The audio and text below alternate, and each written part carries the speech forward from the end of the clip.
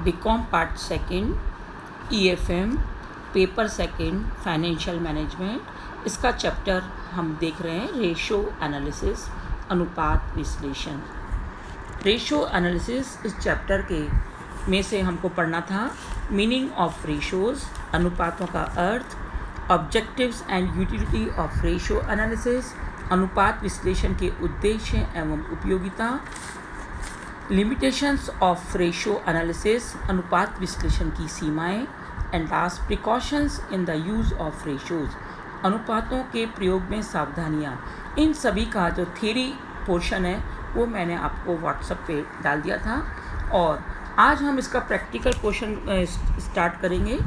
Classification of ratios, अनुपातों का वर्गीकरण। जैसे कि मैंने आपको बताया था सबसे पहले कि अनुपात का अर्थ क्या है, meaning of ratios.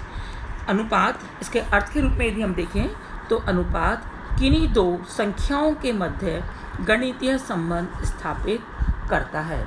The relationship of one item to another expressed in simple mathematical form is known as ratio. और ये दो मदें कौन कौन सी हो सकती हैं? ये दो मदें हो सकती हैं, एक मद लाभानी खाते की हो सकती है, एक आर्थिक चिट्ठे की हो सकती है। इन दोनों के बीच में रिलेशनशिप को बता सकता है। कई बार ऐसा होता है कि दोनों मदें बैलेंस शीट की हो सकती हैं या दोनों मदें प्रॉफिट एंड लॉस अकाउंट की हो सकती हैं। तो इस प्रकार से जो रिलेशनशिप है वो रेशोज़ के माध्यम से हम स्थापित करते हैं। इसी के साथ साथ एक चीज़ जो इसमें इम्पॉर्टेंट थी कि हम रेशोज़ को कैसे एक्सप्रेस करेंगे।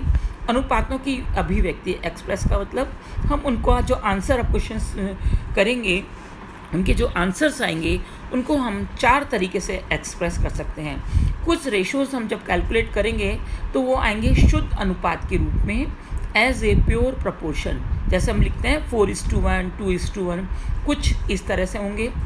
कुछ जो रेशोज़ होंगे वो होंगे दर के रूप में, एज ए रेट। जैसे हम लिखते हैं 4 गुना, 2 गुना, 3 गुना, वो दर या टाइम्स के रूप में होंगे। तीसरा एक्सप्रेस करने का तरीका हो सकता है एज ए परसेंटेज, प्रतिशत के रूप में।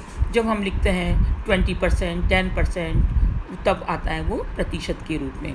और लास्ट है एज ए फ्रैक्शन, अंश के रूप में। जब हम लिखते हैं कि किसी दो मदों के बीच संबंध को जब हम अंश के रूप में व्यक्त करते हैं तो कैसे लिखते हैं कि 1/4, 1/4, 1/3, इस तरह से वो आता है एज ए फ्रैक्शन। तो जब हम आगे इन चैप्टर्स में जब क्लासिफिकेशन करेंगे रेशोज़ का और उसमें जब हम सवाल करेंगे तो आपको अपने आप क्लियर हो जाएगा कि कौन कौन से रेशोज़ हैं, उसको हम किस तरह से एक्सप्रेस करते हैं। अब जो इम्पोर्टेंट चीज़ है वो है इसमें क्लासिफिकेशन ऑफ रेशोज़, अनुपातों का वर्गीकरण। जैसे कि मैंने आपको बताया कि अनुपातों का जो प्रयोग है वो अलग अलग व्यक्तियों या भिन्न भिन्न व्यक्तियों या संस्थाओं के द्वारा किया जाता है। और ऐसी स्थिति में ये ज़रूरी नहीं है कि सभी व्यक्ति या सभी संस्थाएं एक ही अनुपात में की गणना करें या एक ही अनुपात में उनकी रुचि होती है। ऐसा नहीं होता है, विभिन्न प्रकार के अनुपात हैं। हाँ, और हर व्यक्ति अपनी इंटरेस्ट के हिसाब से अनुपातों का गणना करता है और उसमें रुचि रखता है। तो इस आधार पर हम अनुपातों का यदि क्लासिफिकेशन करें तो अनुपातों को हम 4 भागों में मुख्य रूप से बांट सकते हैं। उसमें पहला है इसमें लिक्विडिटी रेशोज़। लिक्विडिटी रेशोज़ या तरलता अनुपात, जैसे कि इसके नाम से ही क्लियर है, these ratios show a company's ability to meet its short-term financial obligations like current ratio, quick ratio and absolute liquidity ratios। जैसा कि नाम से क्लियर है, जो तरलता अनुपात हैं ये वे अनुपात होते हैं जो संस्था की चालू दायित्व चुकाने की क्षमता का मापन करते हैं। और इन अनुपातों से किसका पता चलता है? इन अनुपातों से किसी भी संस्था की शॉर्ट टर्म सोल्वेंसी पोजीशन, अल्पकालीन शोधन क्षमता की हमें जानकारी प्राप्त होती है। और इन अनुपातों में हम किस किस को निकालते हैं? करंट रेशो, चालू अनुपात, क्विक रेशो, तरल अनुपात, एंड एब्सोल्यूट लिक्विडिटी रेशो, पूर्ण तरलता अनुपात। तो इस प्रकार से हम लिक्विडिटी, यदि किसी कंपनी की जानकारी हम प्राप्त करना चाहते हैं तो हम इन 3 रेशोज़ को कैलकुलेट करते हैं। अब हम नेक्स्ट देखेंगे इसमें। अभी मैं आपको केवल शॉर्ट में इनके नाम और वैरायटी बता रही हूँ, और बाद में हम एक एक जो रेशो है उसका फॉर्मूले और उनके एग्जांपल्स हम नेक्स्ट वीडियो में करेंगे। सेकंड जो इसका एक क्लासिफिकेशन में सेकंड कौन सा है, लीवरेज और कैपिटल स्ट्रक्चर रेशो, उत्तोलक अथवा पूंजी संरचना अनुपात। These ratios measure the extent to which the company has been financed by long-term debt obligations. These are debt equity ratio, proprietary ratio, fixed asset ratio, solvency ratio, capital gearing ratio, debt service ratio, preference dividend coverage ratio, and last cash to debt service ratio.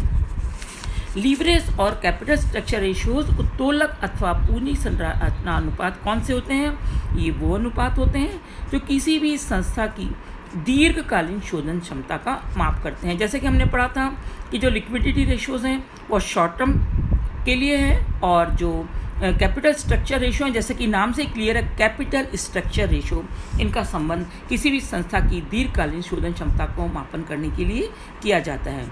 और इसमें हम किन किन अनुपातों की गणना करते हैं?